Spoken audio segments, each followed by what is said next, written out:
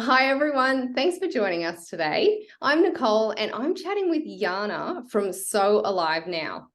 Jana is in Germany and she's an empowerment mentor for mothers, specializing in helping mothers to detox their children from smartphones, which is so needed.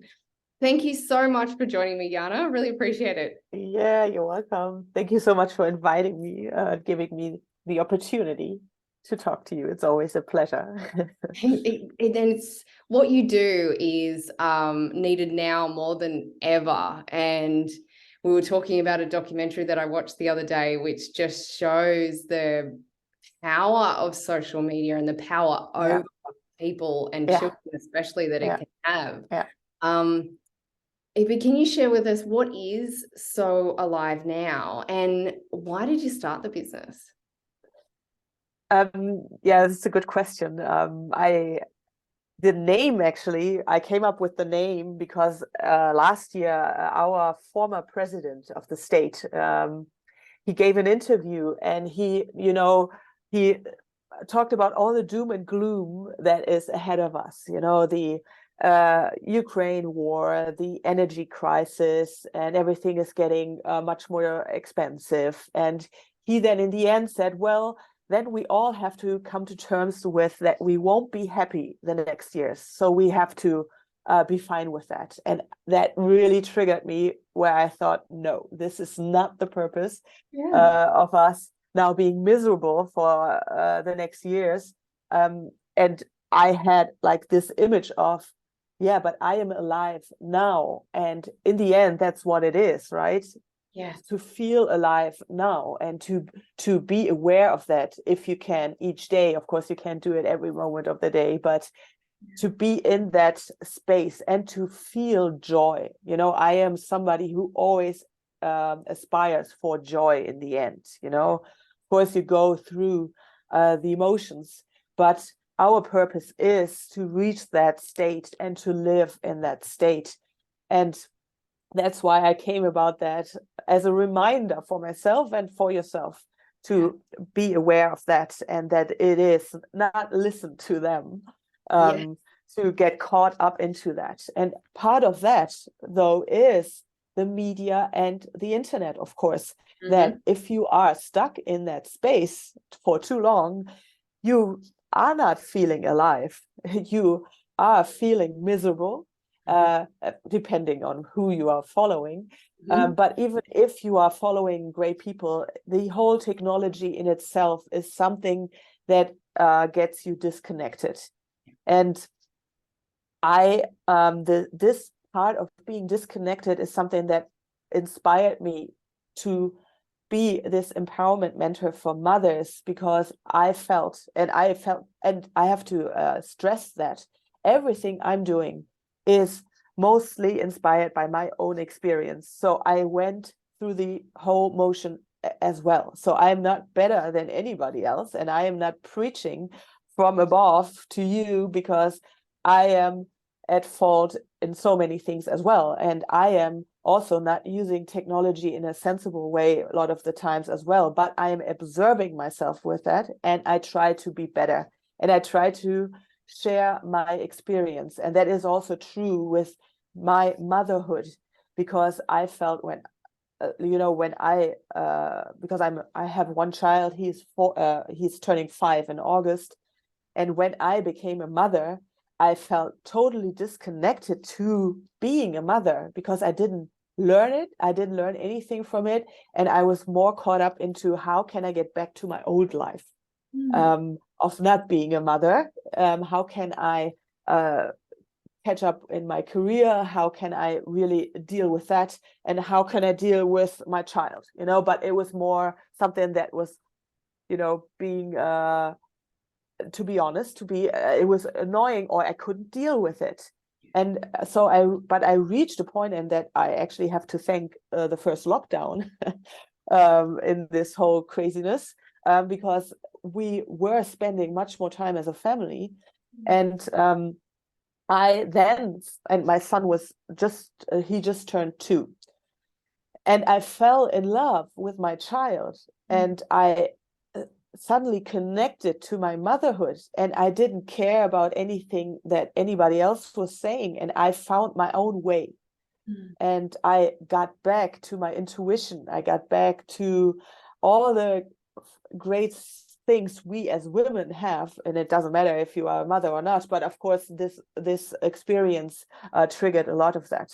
And so I got to know so many great coaches and mentors how to take good care of myself as a mother. And I think that's something I want to share with mothers, that this is essential, because you don't have to get stuck in the martyrdom of motherhood as well, to always get worked up for your child, for your partner, for your work, and where are you? So I always say your energy comes first. If you are stable in yourself, and if you have a practice in place each day to take good care of yourself, that you fill your cup first, then you are able to connect to your child again, and to have a very wonderful and meaningful connection with your child. But you always have to recalibrate. It is not something that's there all the time. You always have to rearrange and come back to yourself. And that was the initial thing then, that I started to share my experiences. So what am I doing? Like breath work, cold water therapy, and everything that happens to you as a mom doing everyday life. And I then found out that part of the disturbed connection is the smartphone. And when I then started to do the research about how harmful the technology is for children, it blew my mind. And I have to add that I worked in the IT industry for the past 8 years. So I was already aware how much they don't care about people, how these systems are developed by people, and sometimes they are lovely people, but they are a bit socially disabled, because they have to, in a bit, to program these different systems, and they never think about the people who are using them. And because the past 4 years I worked for an IT security company, and we tried to sell security software to different companies. And you could tell that every system that needed security was never built with a security in mind, because it was always like, oh, that's annoying. We just want it out there. So every time we came in, it was like, oh God, now they are coming here. They are annoying, and this is what is happening now as well with artificial intelligence, where everybody is now scared. Oh, what's happening? And because all these systems are never created with us in mind, what it does to us, and the least are the children. And that is something, and probably all the mothers who are listening now, this is my main drive, because I want to protect my child from this technology and the way that it's heading to, the way that it's heading. And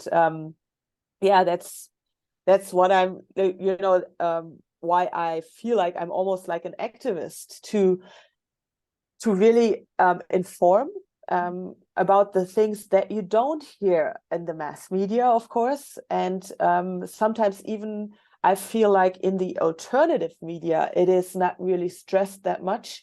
And I find it always interesting that even from the people who are very aware of the dangers of sugar, the dangers of vaccinations and all that, they don't care about the smartphone. I found that very interesting, and that tells you, and I don't mean it in a mean way, and I don't want to offend anybody, it just tells you how addictive that is, how addictive the technology is, and how much we already are reliant on that. I mean, if you think about these situations where you think you lost your phone, and it almost puts you like, oh my God, everything is on there.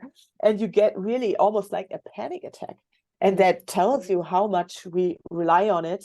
And I think because it got pushed onto us without any warning, and there are still no warnings. And we don't really have the capacity then to think about the children and what it does to them. And the second thing is that, of course, it is a bit convenient that we have a device that keeps our children occupied. And then it comes back to mothers and their energy, because we are not taking good care of us, that we can't deal with our children, because we are so caught up into everything that we are doing as mothers, and that's a lot. Yeah. And we don't have the pockets of time during the day, or we don't ask for help. I mean, there are so many reasons why we get caught up into the everyday work. And so it is convenient for our children to be on these devices. But what I've experienced with the clients I talk to, of course, they are occupied for a few hours. But when you say, okay, now stop, they can't stop. Yeah. They make a big fuss. They get aggressive even sometimes. Yeah. And they don't want to stop. And then you have to of course, get aggravated. And it is very exhausting. And you don't know what to do about it. And you are, it's like a spiral down, downwards. Yeah. Thank you for sharing your story. I didn't realize where the name of your business came from, and it's so wonderful. And the reason for your business is amazing as well. Like, I got goosebumps multiple times when you were sharing before. And also a little horrified too, because I've also seen the addiction. We are all addicted to them. I mean, people are probably watching this on their smartphone. So not only are we addicted, we actually need them. So there is that kind of imbalance is probably not the right word, but we need these tools, but then it's the mindless scrolling or the take this and go over there while I do other important things that can get it can get overwhelming. But can you share with us what the problem is with kids being so connected digitally? It's there are multiple layers to it. First of all, it has, like, on a physical level, it really keeps your child from a healthy development of the brain. First of all, part of that is that if you use the smartphone, you have an unusual amount of dopamine that gets released with everything you're watching there. And for children, though, to develop naturally and healthy, they have to have a healthy threshold of dopamine. And if they use their phone too much, it creates an imbalance in your brain.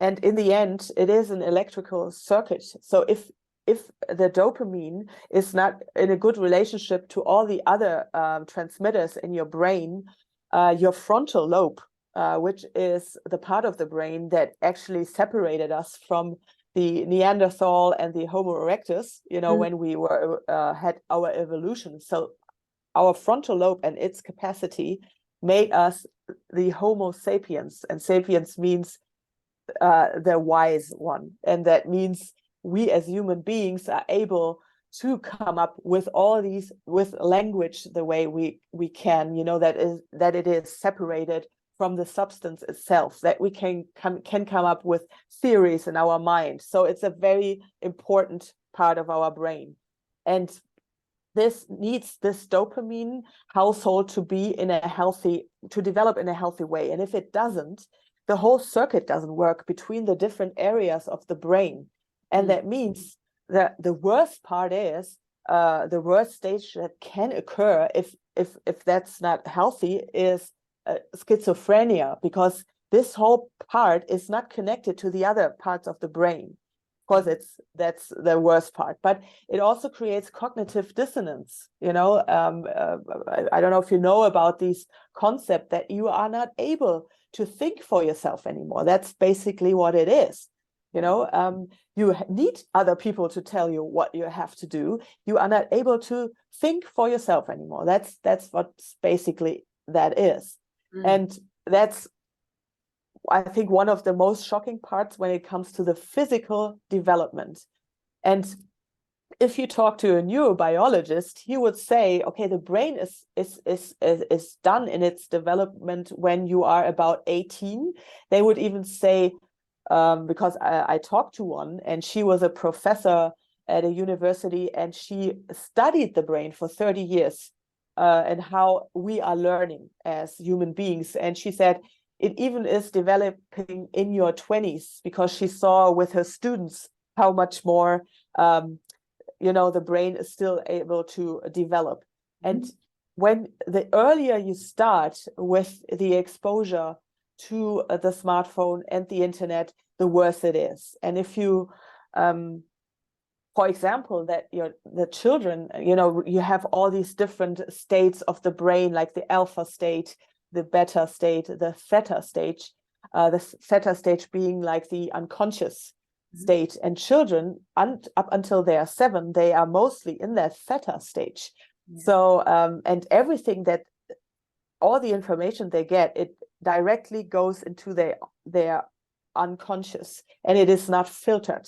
They are not able to filter yet. So that's why we are here as parents, to do that. So don't talk in that stages, for example, about the war all the time, or let them listen to the news, because they are not able to deal with it. And I mean, if you think about how much, I talked the other day to a teacher. She works in for the 1st to the 4th grade, and she said, I have 2 grader, they are in the 2nd grade. There's just 1 child left who doesn't have a smartphone.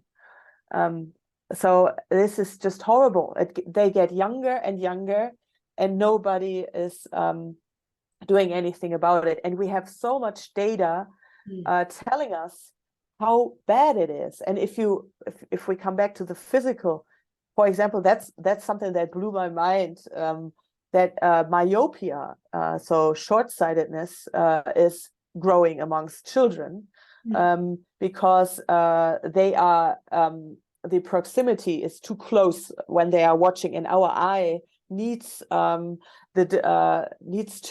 when the eye is developing, the eyeball, they need the change between looking closely and looking afar, because evolutionary, we didn't look that closely for such a long time, because we were out in nature and we were looking afar. So it is also unnatural. It is already unnatural, and that even goes for reading. So you have to make sure that your child, at least after 1.5 hours, also stops reading and goes outside again, because the pupil also needs this change between daylight and being inside. And the interesting story I found was that China, and I'm definitely not a fan of China and the way they govern their people, but they are, of course, in the forefront when it comes to digitalization of schools. And they found that 5% of their population become blind when they have myopia at an early stage of their lives. And that means 50 million people will be blind in China. And that's where they said, okay, this is a bit burden for our health system.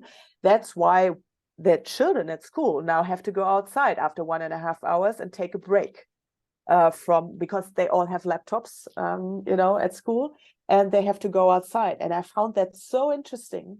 And, you always wonder how, because here in Germany, we are, the state is giving so much money for digitizing the schools, that every child has a laptop. And not having that information, that it is important then to look afar, even at school, to look at the board, and not at the screen. Only this little fact already really, I thought, why does not everybody know about that?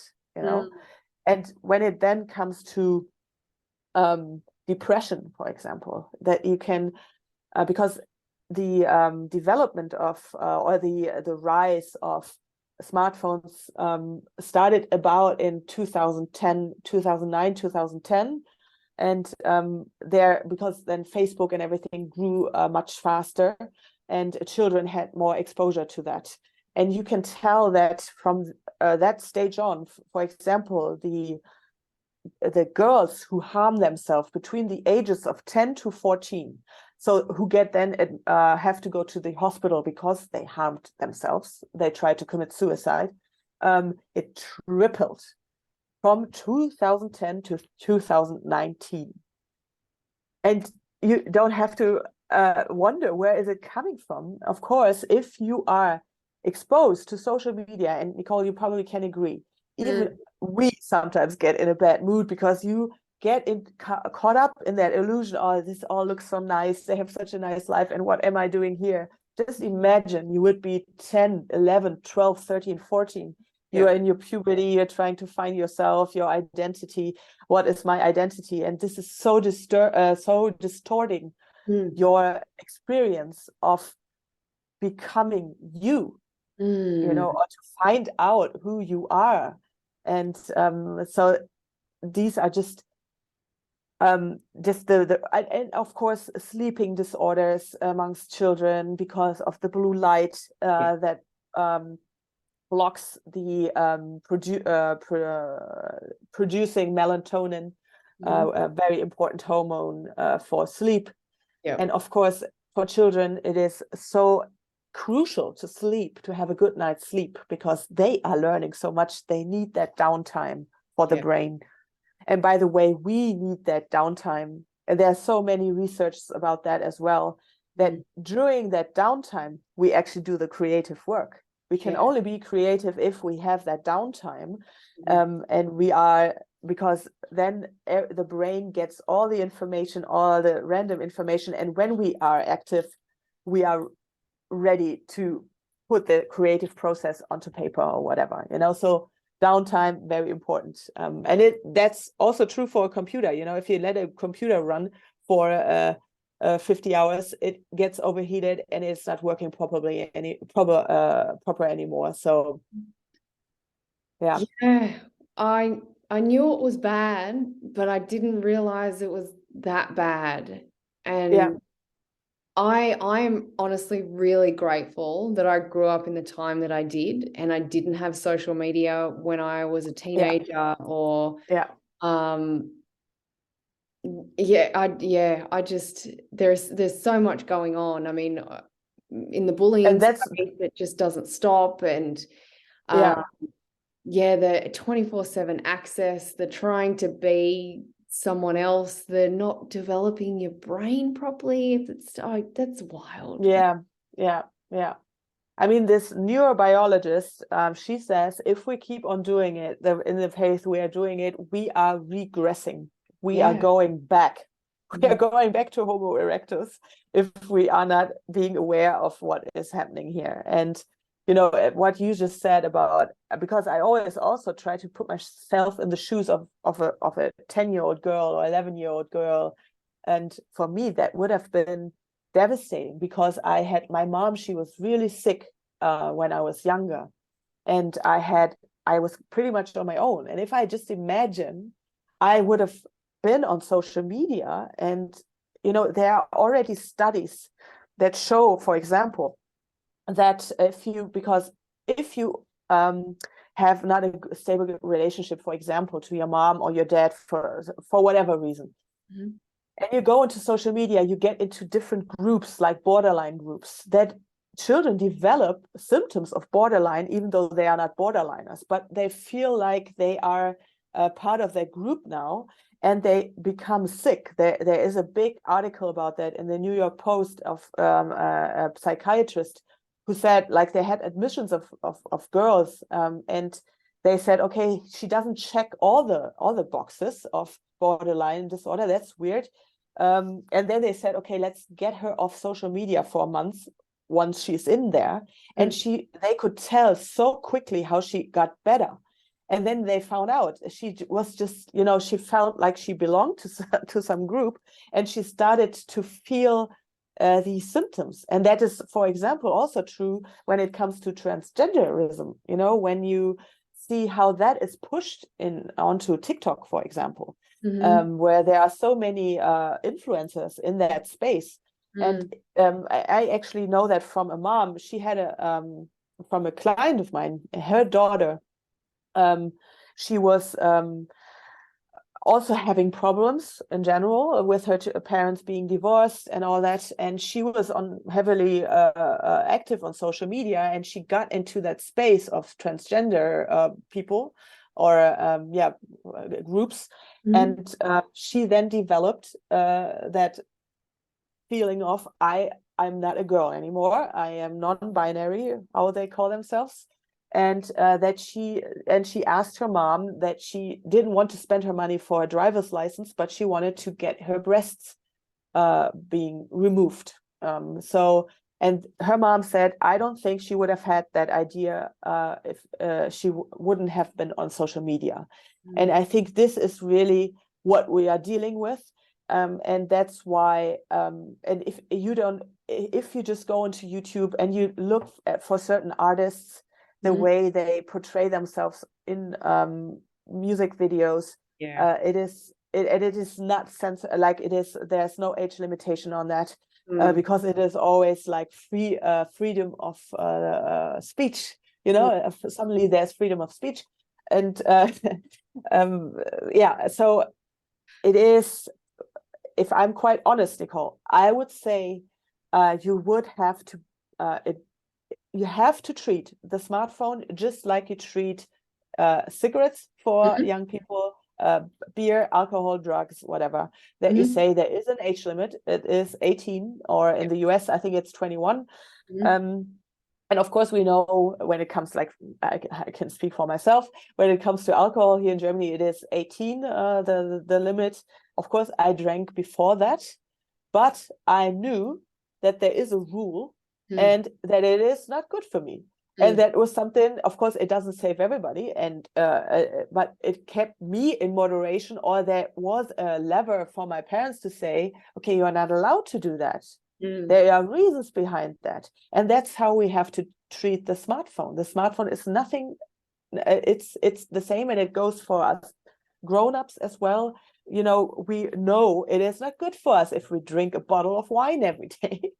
So we drink in moderation, or we even stop drinking, or we know that coffee is not good for you in high amounts, you know. So this is how I would deal with that. And you have to really wonder why the different governments are not doing anything about it. So and in the end, you shouldn't wait for them. Yes. You have to be active yourself. Yeah, definitely. And I don't think there's a level of awareness out there about these issues.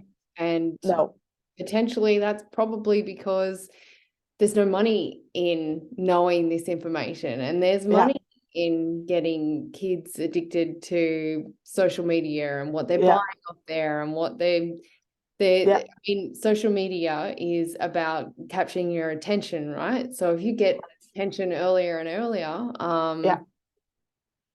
but it's not all doom and gloom, because your business is about changing all of this, right? And part of your business is being an empowerment mentor for mothers. What does that actually mean?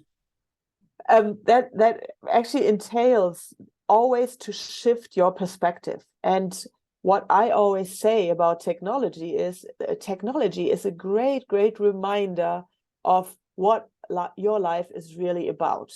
So if you think about, I thought about that the other day, actually, and that's maybe a good example for your question, that you know, they all now panic because of Chat GPT.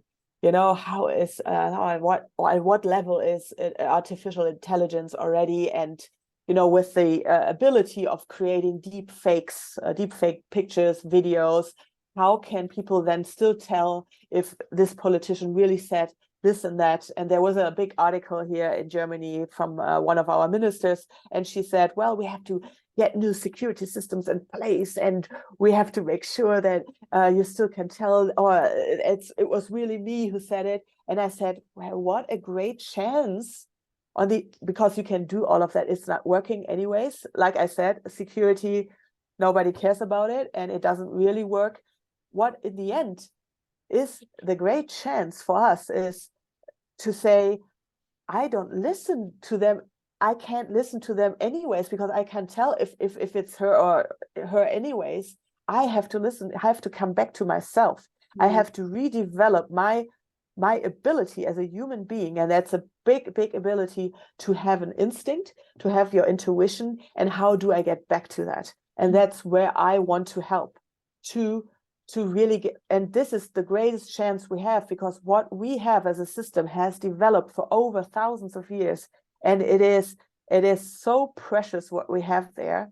And we now have the final chance to get back to that. And I want to help you to get back to that, because if you get into the process of, I'm not getting dictated by technology, I dictate what I do with it, mm-hmm. you come back to yourself, and you become you. And I speak from experience that you come back to a family life that is much more harmonious, where you know where you're going.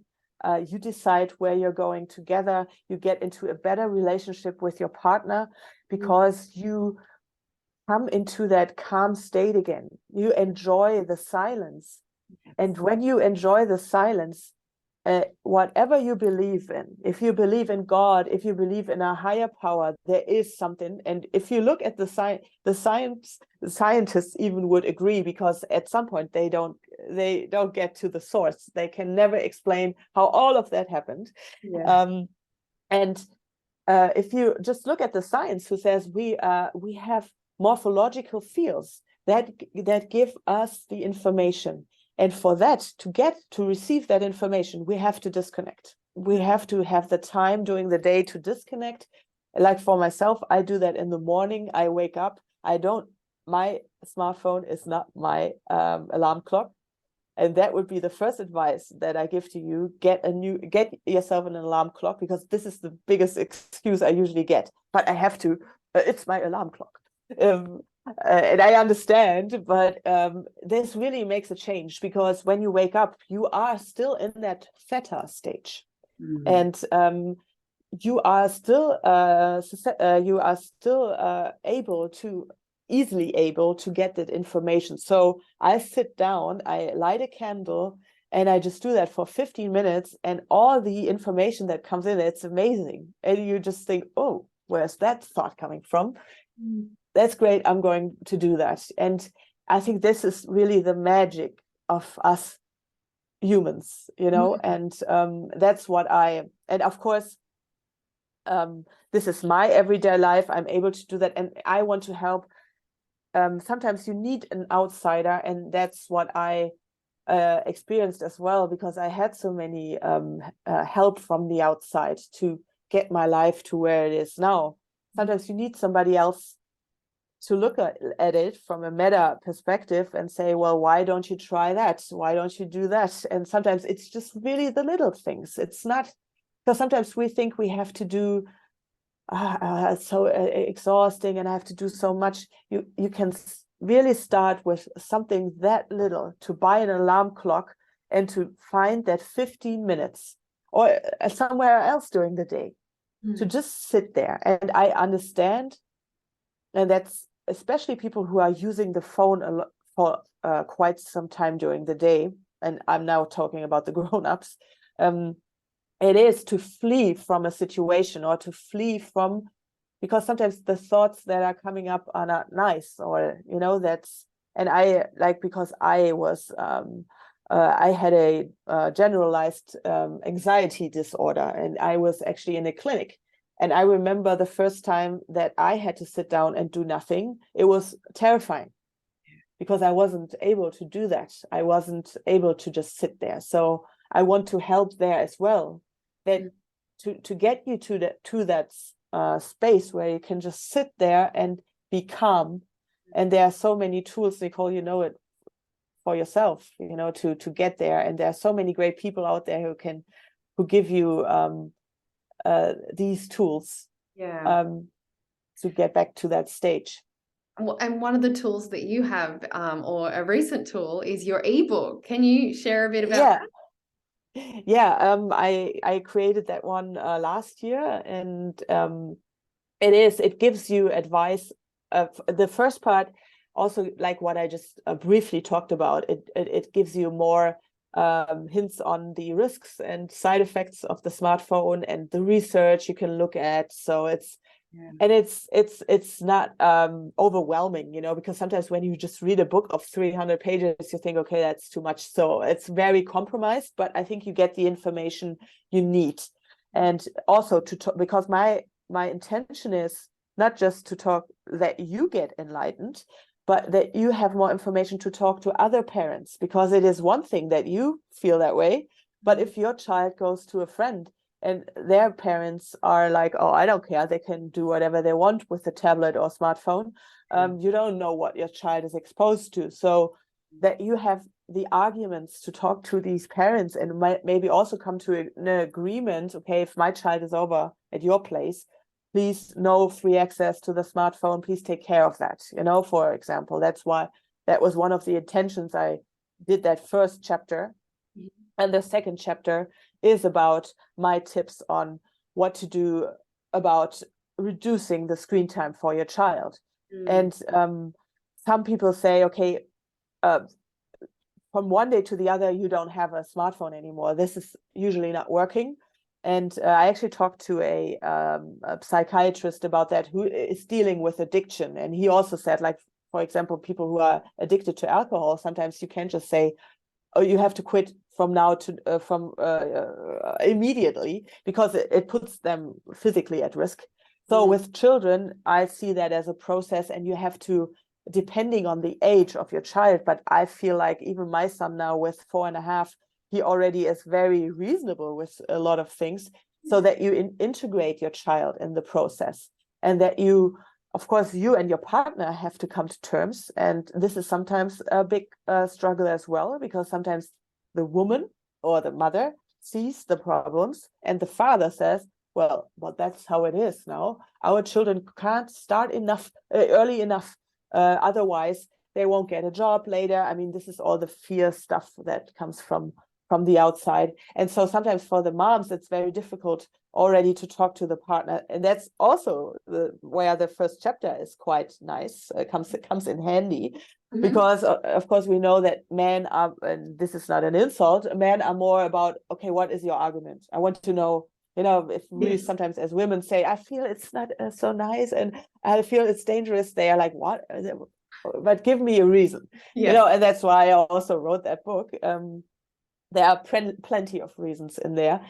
So get your partner on board, and then to try to come up with goals. And I describe that process in the ebook, basically what you can do. And again, it is not something where I say you have to do it how I describe it. It is just something that should inspire you to find your way, because each person, each family is so unique. Each child is so unique. But and in the end, it is try and error. How the whole life is try and error, I guess, because again, we as human beings, we are we have to experience things. We can't just read it in theory. You know, we have to go through the motions and then adjust, recalibrate. Exactly. And that's what my book is about. And it is also comes because it is too expensive to print books now for me as a startup. So it is an audio version in there as well, if you don't want to read it on the screen for the whole time. So if you want to go out to nature and listen to me, I think it's like an hour. You are a wealth of knowledge, and I love your vision and your mission to help improve, you know, life for children and for mothers. I really appreciate you coming on, and I know that there will be people listening to this that want to learn more. What's the best way to get in touch with you?